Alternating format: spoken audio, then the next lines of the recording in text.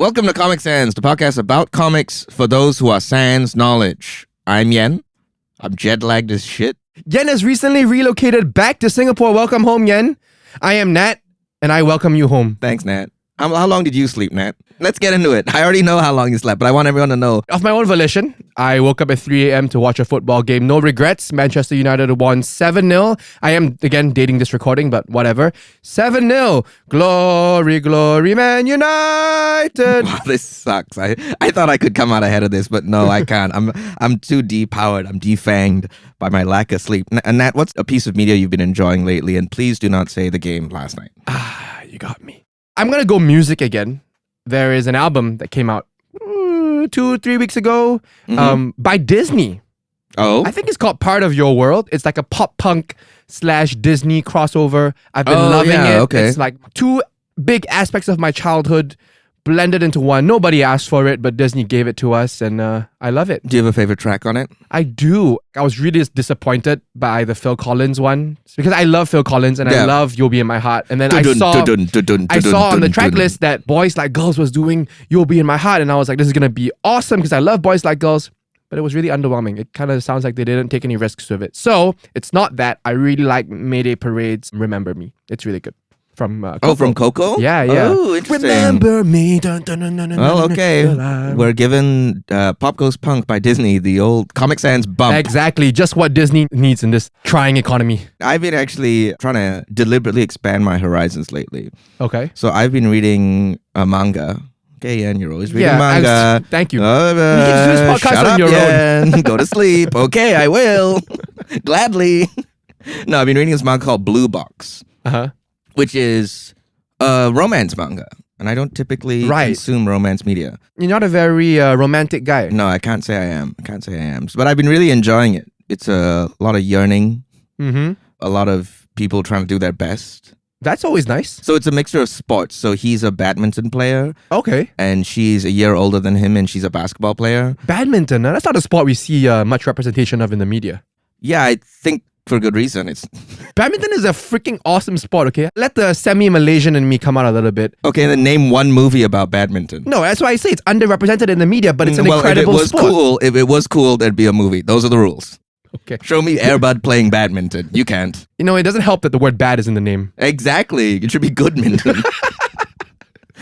I need to go to sleep, man. This is terrible. Well, we're back again for our third bonus episode. Bonus, it never ends. We're just going to be doing bonus episodes all the way to the end of eternity. I don't think we have a season in us anymore. But we do have bonuses. Bonus. Who do you think can do the longer Should we try it on let's air? Let's try. Okay. 3. Like in one breath? Yeah. So you can't breathe. Once you breathe, you're done. Yeah. Okay. 3, 2, 1.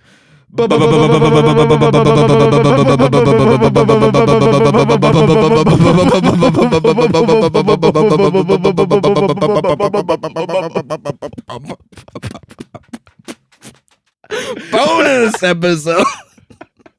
This sucks.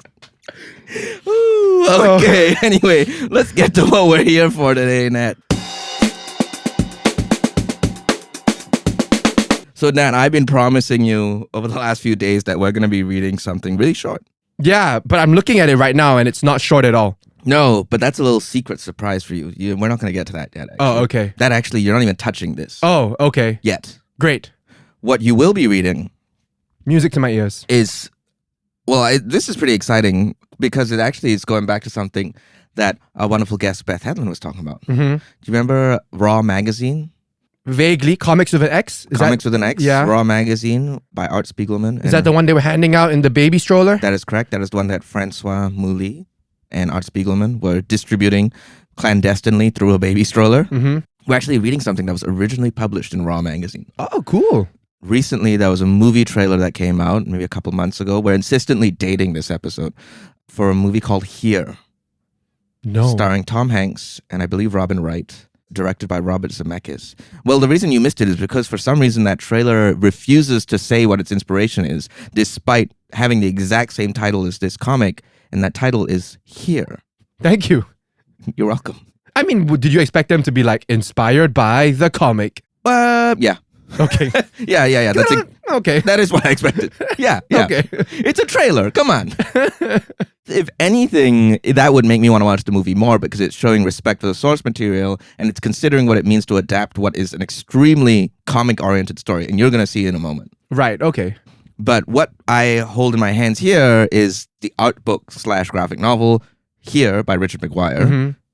This is what it eventually became. We're reading the version from 1989 Raw magazine. I'm not going to talk too much about it, actually. I think we can just kind of dive into this one because it's pretty straightforward. And here's, you ready for this, Nat? I mean... You're going to be delighted by what I'm about to say next. Okay, and now I'm ready for it. 6 pages. Once again, music to my ears. 6 panels per page. Oh, I thought you were going to say 6 panels overall, like 1 panel per page. That would have been great. No, 36 panels. Oh, see, that sounds a lot now. Oh, come on. We always want people to read the thing we're talking about on the show. Yeah. This time, you can do it right now, folks. You can literally, as you're listening to me, pull up your browser and search here by Richard McGuire, and it'll show up pretty fast. And this is like 1 issue? No. Oh. It's really just an iteration of what would eventually become this book. And you're going to see the difference very clearly once you open this book and once you look at the comic. Okay. You're not actually reading an excerpt today. You're reading the whole thing as it came out. So that 6-page thing then expanded to this behemoth of a book. More than a decade later. I see. Yes. But by the same creator. By the same creator and with the very same intentional choices. Interesting. Okay. So actually, I'm not even going to talk anymore. We're just going to get straight to reading. And I hope you do too, folks, because this is maybe the easiest time you're ever going to have reading a comic that's on Comics. That should be the title of this episode. Bonus episode. The easiest time you're ever going to have on Comics. Bonus episode. Nobody likes this bit. I love it. This bit. Yeah, right. Well, okay, we're going to go straight to Here by Richard McGuire, originally published in Raw magazine. We'll be right back. Welcome back, everyone, to the shortest read ever. Took the words right out of my mouth. Literally the shortest read you've ever done. I think, the jingle that I normally put in that read section is probably how long it took me to read this. I hope you, listener, I'm addressing listener, not you, Nat. Okay. I have very few hopes for you. I'll zone out. Listeners, I hope you joined Nat in reading Here by Richard McGuire, the original edition. 6 pages, 36 panels. Well, maybe slightly more panels, depending on what you consider a panel. Exactly, because there were many panels within panels. Well, Nat, let's get straight to it. You get your 5 words. Oh, this is actually going to be harder than I think when there actually is a story to talk about. My first word, this will be a good one, since we just talked about it. Panelception. Okay, that's Do you like this? That's maybe one of the best words you've ever used because it's like pretty unique and you made it up, but it's true. Yeah. I'll give it to you. Referencing the movie from what year? Inception? Inception from 2011, I want to say. Yeah, and then everyone was using "ception" as a suffix in some way. But this has a lot of panels embedded within panels, which is not new, but then it also well, when you consider what the primary panel is. Yeah, exactly. Which we'll get to. Yeah, okay. So panelception. Second word I'd use is time travel. Ish. Sure. I'll give it to you. Not for the characters, but for the reader. The third word I'd use is hyphenated. But you'll like this one. Okay. Vantage point. Okay. Hey. All right. I did like it. That was good. Yeah, I think that was good. Okay, you're doing pretty good. Let's see. Okay. Can you maintain this high? I don't think so. Vantage point. And then I'd go with vignettes. Okay. Oh my goodness. This man took a course in the time we've been away. And then I'm going to end with a bang here. Okay. I'm going to end with a bang here. Yeah, I know. Okay. I know you're not going to end with a bang. You've really hyped yourself up for nothing. Moments. Which is kind of like vignettes. Yeah, it's okay. You did what you could. Okay. 4 out of 5. What were your 5 again? So I said panelception. Yeah. I said time travel, vantage point, vignettes, and moments. I'll say that's pretty good. Thank you. Can you tell the listener what you literally read now? Okay, so literally the whole comic is, again, like you said, 6 pages, 6 panels per page, and every panel is the same view of a corner of a house. Yep. It's a right angle wall, so we're seeing that triangulation sort of corner. Yeah. It's vertex? Vertex? Cornice? Cornice? That's a word, right? What? Whoa! I don't know. Whoa! And then basically it's kind of like different scenes, different vignettes, different moments that happen in this precise location, in this precise longitudinal coordinates. Yeah, exactly. Right? Yeah. Over the course of history. So we go all the way back to like the times of the dinosaurs, and we go all the way to the very distant future of 2033. Man. And that's the crazy part, because I laughed out loud when I saw the 2027 one, because that's like 3 years away for us. Yeah. But they have people like in floating chairs, and I'm like, yeah. We could have that. That could happen. Yeah, you think so? We could do that. If we hustle. You know, if you and I hustle. Hey, if someone from Dyson is listening, get on those floating chairs. That'd be huge. Dyson. That'd be huge. And if you could make them vacuum at the same time, that'd be great. We can talk about a collaboration, Comic Sans X Dyson. Floating chairs. Well, yeah, so that's here. That's the 6 pages of here. Going back to my first word, panelception, let's talk about that a little bit. What happens a lot, progressively, increasingly over the comic, is that instead of just seeing one snapshot in a panel, you would then see overlays of different times over the base panel. So the base panel might be 1927, but then you see a little rectangle or a little square from 1933 and, 1802 or whatever, right? And it's just creating these layers of time. And we know what year it is because at the top left of every panel or micro panel is the year in a little caption box. Yeah. Setting the time period. Every one of them, except the first one. The very, very first panel is just the empty room. It's just the empty room, right? It's timeless. Nat, so this is perhaps the first ever non-narrative experience you've had on Comic Sans. Yeah, so halfway through reading, I turned to Yan and I was like, is there meant to be an arc to this? Like, am I missing some sort of overarching through line? But there isn't, right? I said no to you. And then I was like, wait, let me check. And I was like, oh no, there is. Oh, well... I got lied to. Well, because it opens in 1957, a woman saying to her husband, I think it's time. And she's pregnant. To be clear. And then it's her nursing the child, right? And then the 5th panel, that's when the first time jump appears, where we have her in the smaller panel, nursing the child, 1957, and behind her is 1922, and there's some sort of party happening in this exact same location. And that's where I got confused. That's why I was like, what's going on here? What? It's like when you're working in Microsoft Word, you're trying to like create some sort of like flyer. This is what I do for my day job. Okay. And then like, how text boxes and images, like you just move it a bit, and then it flies to the other page, and it covers the text. That's what I thought was happening here. You thought this was a glitch? Like I thought he nudged the box too far, right? And bloop, it covered. It's like, I'm leaving it. You think in 1989, McGuire was moving his text box too far in his word processor? Is that what you think is happening? Yes. Okay. And I stand by it. And then it was published in Raw magazine.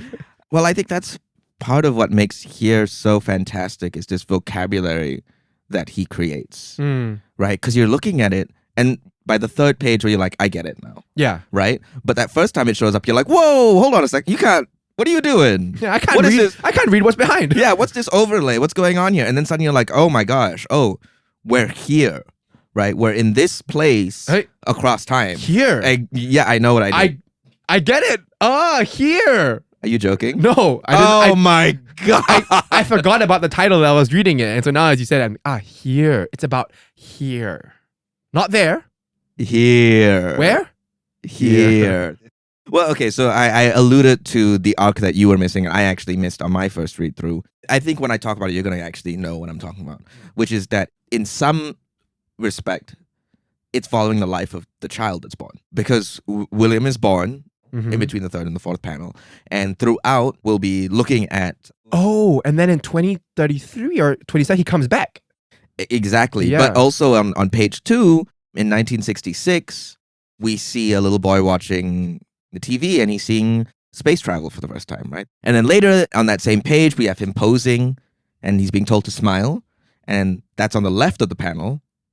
And then, this is crazy. Let's look at this panel. Let's look at this panel real close, right? This panel here, 1964 on the left side is a little boy standing in the corner of the house. 1974 is him graduating. And 1984 is him posing again. And across all this, he's just being told to smile. That's the recurring word across it. This is a pretty text-free book. Yeah. Right? This is part of the reason why I knew it would take you so fast to read, because there's really not many words. So we get little snapshots of William's life across also other things that are happening in this house. I really enjoyed the one where, this is not William's life, this is pre-William, but the one where they were clearly building the walls that we see. Yes. Yeah, there's one where they built the house. Segue. Yeah. What's happening right there? What's happening in 2033 when they're lowering this, what looks like some kind of bomb into the ground? And then you have a ceremony about it? What's going on? Yeah, okay. So this is an interesting, maybe cultural thing. This is what Nat's talking about, the first panel of page 6. Mm-hmm. So I think maybe we don't do it in Singapore because we don't have space. What? Time capsules. Oh, okay, Where you bury a thing in the earth and then you wait however long to open it up again. So we start with the birth of William, right? And you said he comes back, right? So in the penultimate page, the last panel is William in 2027, and he says, it's been years since I've seen this place. And this woman in this futuristic getup, sort of Jetsons-like, says, well, look around if you want. And on the next page, this is the last page, we have the foundation being built of the house, right, in 1902. And on the overlay, in the micro panel, is a man saying, following his thought from earlier, that man who used to live here? Yeah, he died. It says here, he died yesterday, died in his sleep. We start with William and we end with William. It's a life, but it's also so much more than that. In between, we go pre-William and we go post-William. Well, I can't believe we haven't even talked about the damn dinosaurs. Yeah. I mean, I mentioned it. This is the middle of page 4. That is a Stegosaurus. Very nice. It gets one of the very few dialogue drops in this book. It goes, grrr. Classic dino phrase. This is why I think here is really interesting, because it's not just the life of William, right? It's also the life of civilization, right? Because what's William wearing? So this is in the panel, this is in the prehistoric panel, right? The underlay is Stegosaurus. Overlay is William, maybe on his birthday, going, ha ha ha ha. And what's he wearing? What's he wearing? I don't know. He's wearing a Native American headdress. Yeah, that's what I thought. Right? And is he Native American? No, he's not. That's why. It feels like cultural appropriation. No, William is about as waspy as they come. That's why I'm afraid to say it. I'm like... Now let's go back to that last page where the man who lives in the house now says, who used to live here? That's the underlay. Right. Right? What's one of the overlays? It's 1850, and it's an indigenous man who's been killed on this very land. Right. Oh, wow. Okay, I missed that completely. When you finished reading it, I was like, read it again. Right. Because there's so much in here that Richard McGuire is packing. Yeah. Right? Because that's suddenly, oh, wait, this is about colonization. Right? It's about what does it take to be here. Right? What did you have to do to be here? Who did you have to kick out to be here? Right? Damn. There's one random panel that I enjoyed, which was like a handprint on like a rock, like a fossilized handprint. Yeah, so Nat's talking about the first panel of page 5. 197 BC. And it's just a single handprint on a rock. That's good. A rock that has long since been demolished. Yeah. While William is asking, hey, where'd you put the paper? Really make you think. Like if we just think about here, like this room we're in right now. Yeah. What do you think used to be here? Well, we're on the 16th floor, so I'm going to say nothing. I'm going to go with a whole lot of nothing. If there was something here, that'd be kind of crazy. Maybe a bird's nest? That's a tall tree, man. What are you talking about? What is this? I don't know who I've become. This is what happens when I'm jet lagged. I don't know who that was. Let me get rid of him. Yeah, I mean, okay. Yeah, that was really cool. And so now I really want to see what did this become. Excellent. I can't imagine that segue. Going on for 100 pages. Before we whip open this book, I want to read a quote from Chris Ware, who's another great cartoonist who probably reads at some point in the show. In his review, because when he's trying to list out all the things that are in this book edition, after he talks about getting his socks knocked off when he read the first version in 1989. Okay, so he's listing the different versions and he says, to enumerate them would be like isolating notes from a musical composition to try to understand their emotional power. The rhymes and consonances, both visual and verbal, between pages and sections and images compound with an intensity that is lyrical and romantic, yet also distant and dissonant. Wow. I really read that and I was like, I'm not going to be able to say it better than that. And also, we're going to do exactly what he says we shouldn't do, which is isolate these pages and try to look at the notes without... But I enjoyed the musical analogy there. That's why I picked that quote too, right? Because he really is pointing out Richard McGuire is making comics as music, right? If you look at just those 6 pages, there's motifs, there's, recurring themes. There's an underscore, there's a, yeah. Exactly. There's so much going on in just those 6 pages. And well, you were wondering, how could it go on for 100 pages? I have so much faith in this book, Nat, that I haven't even picked a selection for you.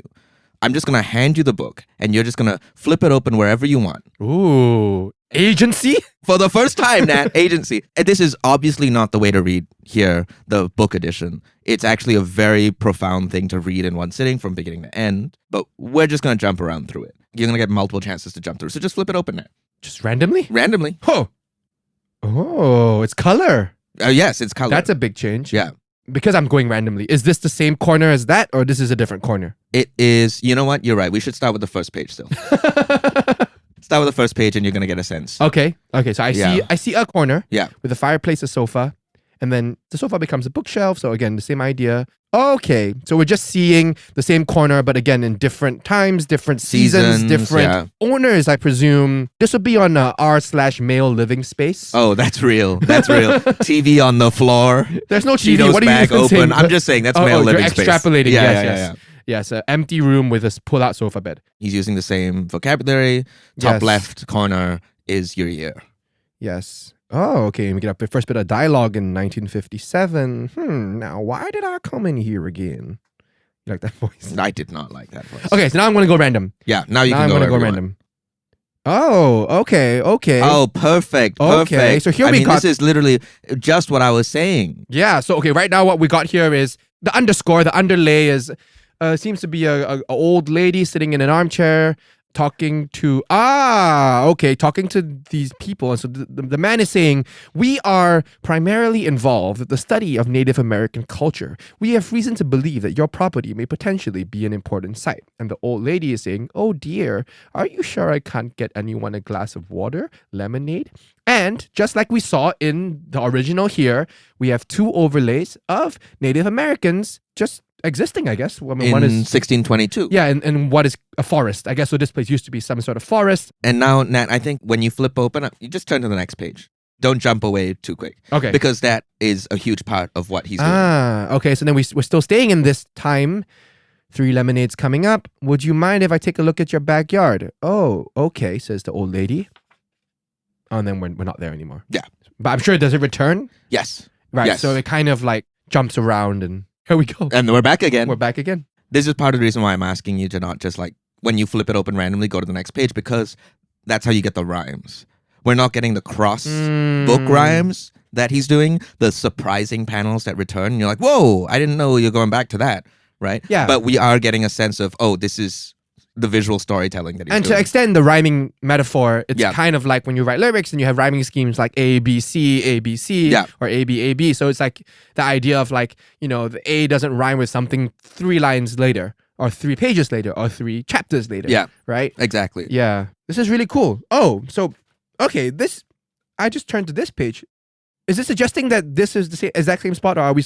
It's always the same spot. Okay. We are never moving from that vantage point. Interesting. Oh, beautiful page. This is just a landscape, 2-page spread landscape of a river flowing down the middle into the horizon of a setting sun. Untouched by Western civilization. Untouched by the hands of humans. No, there were humans there, right? Well, we don't know when this is. 1307. Yeah. Were there humans in 1307? Yes, there were humans in 1307. Okay, Mr. Historian. They just... When do you think we started? That's my question. All humans started with Jesus Christ. Which would be after... Oh, yeah. 1307? Oh! Hey. I'm jet lagged.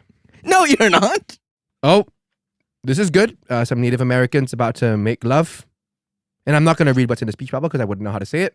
But also what's underneath that's the overlay image. The underlay is someone breaking into a house. Yes, exactly. It's the house being burgled in 1997. But in terms of the mood, it's very dark. It's kind of evoking the mood of the people about to make love. This is really cool. And I really love the colors. Oh, it's beautiful. Can you describe the colors? I'm not good at describing colors. I mean, it just runs the whole palette. Like it's you have brightly lit rooms. Yeah. You have, like we just talked about this one of the sunset. It's basically silhouetted just with that glow of the setting sun in the distance. You have blues, you have deep reds, you have greens of the forests. It takes what we saw in the 6-page version, which really obviously did not use color because it was black and white. Mm-hmm. So it was primarily using composition and a little bit of text. But the colors adds a whole new layer of nuance to this idea of, I think, definitely seasons. Yeah. We associate the 4 seasons with colors, right? Fall's always red, winter's always blue, or whatever. It really drives home this idea that time is passing, seasons are changing in a whole new light. Also, artificial versus natural light. Hang on a second. Yeah. Let's look at this page. Oh, yeah, we've gotten to a crazy part of the book. The year is 2230. Is that how they would say it? That's not how they would say it. The year is 2213. Yeah, that's what they'd say. So the text says, through our reconstruction and visualization program, we have been able to access that a home built in the 20th century once stood on this site. So it's some sort of futuristic, maybe it's a museum of some sort. And, and these people on the right-hand page are attending a tour by this tour guide who, and I don't know if this is, well, I guess she's holding some sort of fan that can project. Yeah, she's holding some futuristic device. Yeah, and it's projecting the different vignettes of scenes in this room. Pretty cool. This is continuing this archaeological process of what this book is, almost, right? What is here? What has been here? What will be here? It's thick, and he took it a long way. Did I tell any lies? Oh, wonderful page once again. Oh. Now. Okay, now, you win. Now. This one you get. This one I'll give it to you. The year is 3 billion BC. Yeah. Now, are we thinking there are humans? No, there were not humans there. That is not when we started. Let us scrutinize the sand for footprints. I don't even know how to describe this. And this is the most painterly page we've seen so far, because the other ones are a little, which is interesting. Again, that's about how art style can also inform time, right? Because I definitely, in the other pages, you see a more cleaner, especially in the more modern pages, it's cleaner lines. Hard lines, almost very clearly digitally painted and colored. But this feels, I mean, I don't know if it was, but it feels hand painted. It feels like watercolor. Well, this is, I mean, what he's evoking is pre-land. Yeah. Right? Even before there was land, there was here. The cover is really interesting. It's very unassuming. Like you wouldn't think it's what it's about. I won't necessarily say that I get it yet. I'm trying to understand why they did it this way. Because basically the front cover is a window, and then the back cover is like the back of the house. So you got the front of the house, the back of the house, which is like a brick wall. So I guess you're looking into the house, and then you open it and you're in the house, and then you end with the back of the house. Is that it? I would say yes. I would say that's almost exactly it. I think Chris Ware talks about it a little bit in the Guardian article, which we'll link in the show description, which is how the reader becomes implicit in here. Oh, you know what?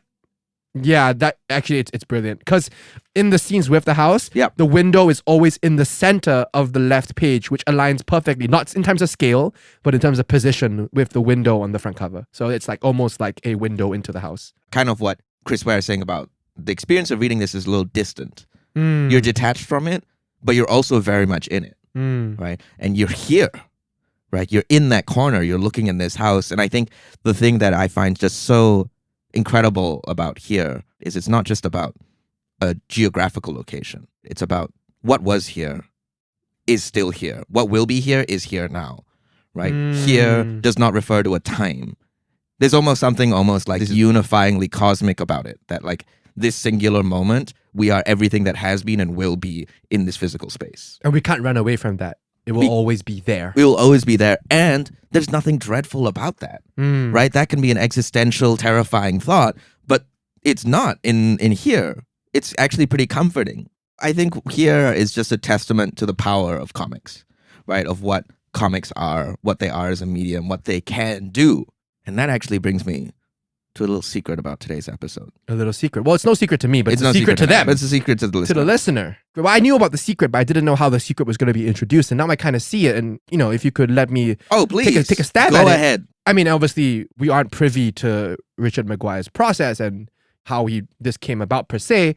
But to see where this started and what it became, right? 6 pages of a concept. Black and white. Simple concept that expanded, evolved, was extrapolated into this masterpiece. Yeah. Stretched without being thinned at any point. Yeah. Right. It's as dense as those 6 pages. And somehow. I think what we're about to talk about right now, a little secret, is pertaining to the first part, pertaining to concepts and how we can take a concept and put it on a page, and that could lead to something amazing. Exactly. Oh, wonderful, man. I could not have put that better myself. Thank you. So, Comic Sans is produced by Andas Productions. Our producer daddies. I would never call them that. And they're drumming up support to try and make more shows like Comic Sans or support existing shows like Comic Sans. They also do incredible audio fiction. Andas Productions started with Temujin, which is a show about Genghis Khan and his best friend. Or Jamuka. And we recently... Genghis Khan. put out a little one-shot this year called Sayang, written by Nicholas Chan and directed by Renee Young, and it's an incredible queer solar punk piece of audio fiction. Nat worked on it. I worked at both Temujin and Sayang as sound designer and editor, but yeah. Well, that gets us to what we're trying to do today, which is, so our producer daddies came to us and said, we want to try and start making merch. Yeah. And what do you guys think makes sense? And Nat and I said boxing gloves. Yep. And then we said boxers. And then we said boxers. And they said, no, absolutely not. And they said, what about a notebook? And we said, oh, a notebook. Well, yeah, why not? Well, let's make it like into something that pertains to the show, right? Which is how you make comics. Yeah. So we didn't just make any notebook. We made what we're calling a comics journal, which Nat is holding on screen like a Price is Right woman showing a car. So what is within this book is a bunch of empty panel layouts. And it's inspired by some of the comics we've read on the show. It's inspired by panel layouts that excite us. And the idea is that you can get this notebook and you can whip it out. And at the start of your day, you could be like, you know what? I'm going to make a little mini comic. And you just go and you see, oh, this is the panels afforded to me. I'm going to go for it. And there's some pretty zany ones too. Look at this little zigzag over here. There's some pretty wacky ones. And you can do a bunch of one-page comics. You can do a bunch of one-page mini comics. You can do a 6-page comic. You could do a 6-page comic like Richard McGuire did. You can do a continuous comic. The idea is that it's entirely up to you how you want to use these panels. And we know we are sort of removing an element of comic creation from you, which is picking your paneling. But if anything, I think that's also exciting because it's restricting you. And within those restrictions, you can discover something that you may not have done otherwise. Yeah, and I think as creators ourselves, I mean, for me, not necessarily in comics, but this idea of creative constraints can actually be quite liberating sometimes. And even if whatever you do within the creative constraints isn't necessarily the final product, it can often lead to the discovery of an idea or the discovery of a concept that you would otherwise have not stumbled upon without the creative constraints that you then take and, extrapolate in whatever direction you want. Exactly. And I think that's a big part of what this show is about. Also, Nat and I have talked a lot about the joys of making art. Especially collaborative art. Collaborative art. Reading interviews with some of the creators that we've read and how they talk about really just getting the reps in. And that's what this whole journal is about. It's about getting your reps in. You can do it every day. I believe it's structured such that there's a month, really, at the start. There's 30 days of different designs. Oh, yeah. And so if you want to start Arttober, you want a monthly challenge, you want to do it with a friend, this is what it's designed for. And every day you can do one and you can snap a photo and send it to your friend. Hey, this is what I made today. What did you make? Yeah, so specifically the first 30 days are numbered. And then you have a little chapter page with our logo. And then following that is repetitions of the prior designs. If there was a panel layout that spoke to you in those first 30 days and you're like, I want to use that one again. Good news. It's in the book. So actually some of these were designed by me. Nice. Yeah. Did you know that? I didn't know that. Yeah. Well, some of these I contributed and, we worked with our team to make them. But I'm pretty happy with some of these. Some of these are pretty exciting and I think people can have some fun with this.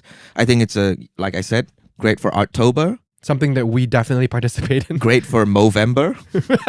From all the time you're saving from not and shaving. Also, no, we're not saying it. February. It's also great for the holiday season. It's actually, I will say this. It's terrible for February because it's 30 days.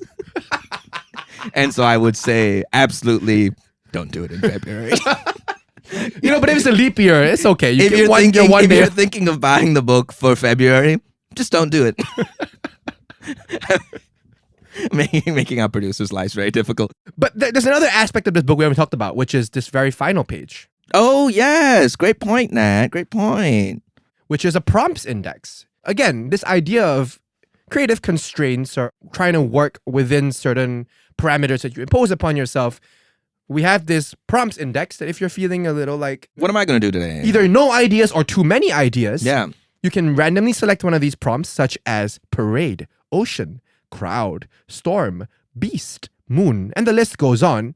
So you can then use these prompts to, either spark something new, or maybe if you're working on an existing story, it can take your story in a whole different direction that you wouldn't have thought of otherwise. That's how I started writing, actually. It was just like 24-hour playwriting challenge. And then every 4-hour mark, they'd introduce a new item. And you have to introduce it. And you'd have to introduce it. And they would have to appear in sequence within your play. Right. And that was the first time I encountered the idea that constrictions were actually freeing. Because they help guide you and they help shape things for you. And so, actually, what we're going to do for you now, folks, if you're scared about using this book, so fret not. What we're about to do. I'm fretting. I know you're fretting. It's not February, but there's no fretting in February. We're going to whip open this notebook for each other right now. We're going to pick a number from 1 to 30, and we're also going to pick the prompt for each other. Okay. And we're going to try to draw something. Yes. Disclaimer, I am no artist, and neither are you. I'm actually worse than you. We don't know that. No, we do, because you have some visual art stuff. Oh, yeah. Look, I'm looking at a drawing of you right now. That I made. And it's pretty scary, because it looks to me, I won't say what it looks like. It looks like you've passed. And every time we record in this room, I have to have that watch me. I just want everyone to know that. It was a self-portrait thing. Okay, anyway, okay, we'll give it a crack. So we're gonna do this, we'll pick the numbers live. So I'm gonna give you a number. Okay. Your number is between 1 and 30, right? Your number is 12. I don't know why I closed my eyes. So you're gonna be using this panel. Ooh. A long rectangle. Okay, 4 rows. Yeah, 4 rows, and it's 1 rectangle, 2 rectangles, 1 rectangle, 3 squares. Exciting. Okay. What's my number? Your number is... I'm closing my eyes. 19. 19. Ooh, I gave you a fun one. I get a bit of space. You get a lot of white space. So we have 1 square in the middle, 1 long rectangle, another square at the side, another square at the bottom with a 19 in it that I have to work into it somehow. No, you don't have to work. I do. No. It's a creative No, don't confuse people. No, you do not. Under no circumstances do you have to work the number into it. But you can. We won't stop you. And now for the prompts, what we're going to do, because they're not numbered, so we're just going to do a little Ouija board. Is that how it works? Yeah, I'm going to close my eyes. Why are you closing your eyes? I'm closing my eyes. You asked me to stop. Okay, stop. This is yours. Stop. Blink. Okay. That's what I was doing, but for longer. Okay, and then what's mine? Okay, my eyes are closed. Stop. Crowd. Okay. Okay, so I got crowd, and you got blink. I am page 19, and you're 12. Okay. And we're going to return, and if you're watching video, you're going to see what we draw. If not, we're going to try our best to describe it. It's going to be terrible. It's going to be bad. But that's the point. That's the point. We're getting the reps in. And we're back for the second time this episode, everyone. Yeah, 2 breaks. First a reading break, then a drawing break. First ever on Comics Hands. Who would have thunk? Wow. Well, okay, so what's going to happen now is Nat and I are just immediately going to swap notebooks. We're going to try to understand what you're doing. Yeah. Okay. Make sure you get your on mic reaction or whatever. Okay, so you were page 12. Yep. And your prompt was blink. Yep. So I'm going to open it, let the listeners see as well. Okay, lots of eraser dust. A lot of eraser dust. a lot of undoing. Okay, so the first panel at the top, we have a very close-up shot of an eye. And the words click, click. Not blink, blink. Not blink, blink. Click, click. Click, click. What are we thinking here? A camera? Okay, we'll see. And then it's a reverse shot of someone sitting on a Chase lounge. Yeah. Yeah. Are you inspired by the chair you're sitting on right now? No, I hate this chair. I hate this chair so much. Looking out a window, and it's a tree.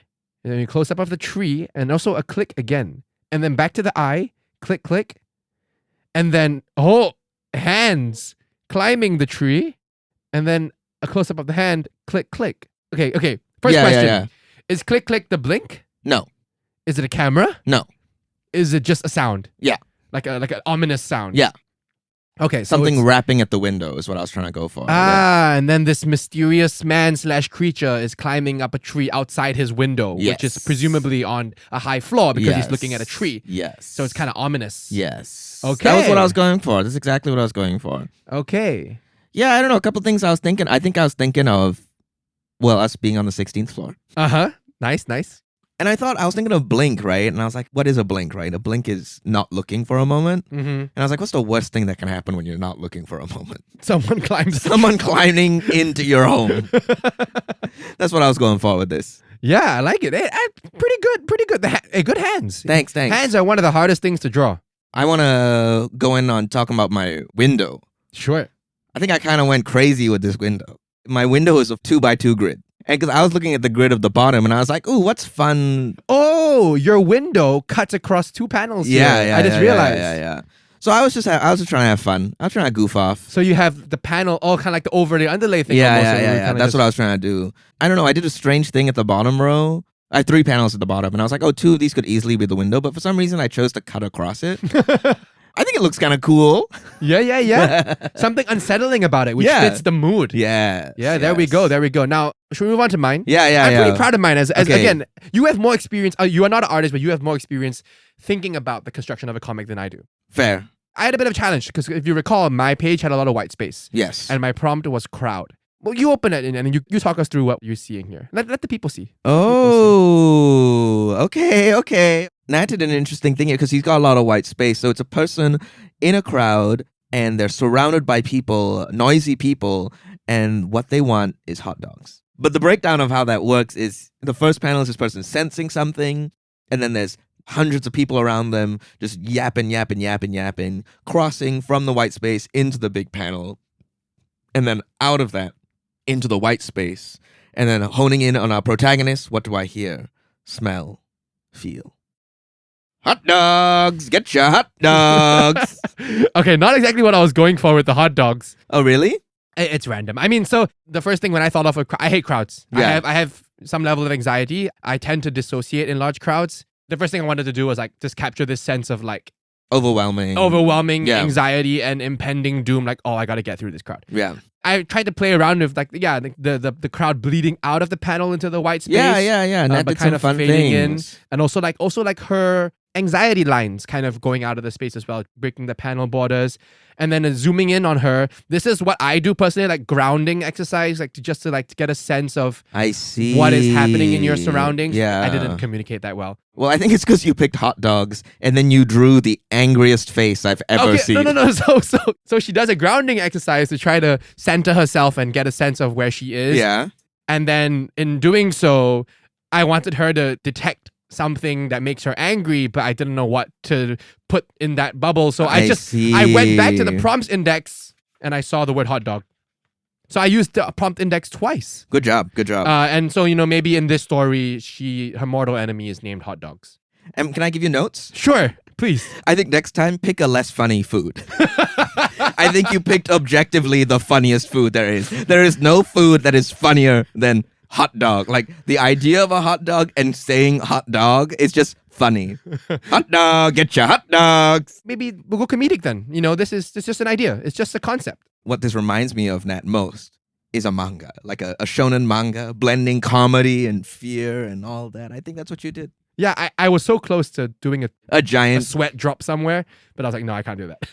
Well, I think what's crazy about this is a moment of pride for me, because I don't think Nat could have done this before we started this show. No, I don't think so. You definitely would not have done a lot of the things you've done Yeah, like here. breaking the panels. I would have stayed cleanly within the panels. I wouldn't have even thought to use this space, this little white space here in between the two boxes. Yeah, so for sure, I'm drawing from things we've read in this show. Wow. And that, my friends, is growth. That's growth. That's huge. And that's what I think is also fun about this journal, is that you can start on day 1, and by the time you get to day 30, you're going to be better at it. Yeah. Or you're going to be closer to expressing what you want to express. Yeah. Whether anyone else thinks that's better or worse doesn't matter. It's truly just in getting the reps in, you're going to squeeze something out of you that you didn't know you had. Are you thinking what I'm thinking? Yeah, I'm thinking what you're thinking. I think people should buy this book. Oh, that was what I was thinking. All right. And moving on to the questions that we normally end each episode with. I mean, I think this special episode deserves a slightly different variation of the questions, which is, Yan, do you see yourself continuing using this journal? Absolutely. I actually had not used it yet. I still have like a demo copy, and I have had it for a few months, and I've been, maybe I should crack it open. And today I cracked it open. I was like, that was actually a lot of fun. That actually like pushed my brain to think in a way that it usually doesn't think. So that was a lot of fun for me. So I will continue using it. Nat? I can see myself having fun with this. I mean, I'm not an artist. I'm not, by any means, I have no ambitions to be a visual artist, but I can see myself cracking this out almost like a fun little icebreaker with friends sort of situation. Oh yeah, it's a great thing to bring to a party. Have everyone sit in silence for 10 minutes. Maybe not a party, but like, at least with my specific friend group dynamic. You mean your wife? No, I mean my friend group. You mean your wife and your 2 dogs? You're not helping here. We sometimes we like to do the fun little things, like we've done like little art jamming things before, where like we whip out drawing block and pass it around. Sure, yeah. Everyone takes turns to draw. There's a drawing on my bomb shelter door. Okay, to people who are not from Singapore, I'm like, why does he have a bomb shelter in his house? It's a Singaporean thing. Google it. It's actually not, everybody. This guy's very disturbed. What do you mean? No, it's not a Singaporean thing. You just have a bomb shelter because you're a nut. Oh. What?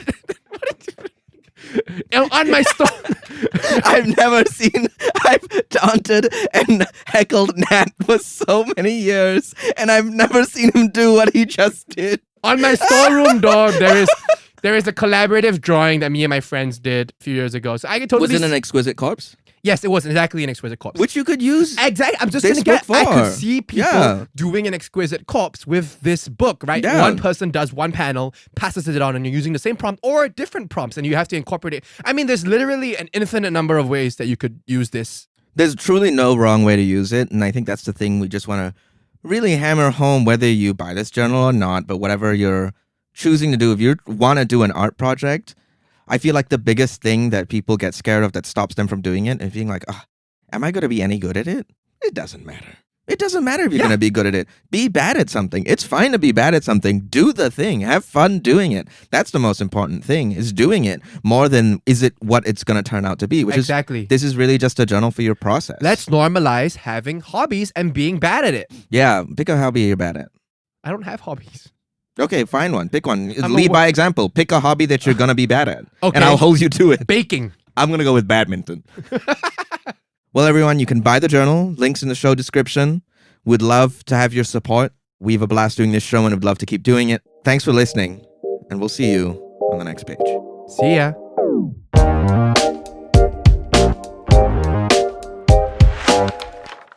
Thanks for listening to Comic Sans. This is an Andaz Productions podcast hosted by Myle, Yant and Nathaniel Ma and produced by Scott Lee Chua and Roshan Singh Sambhi.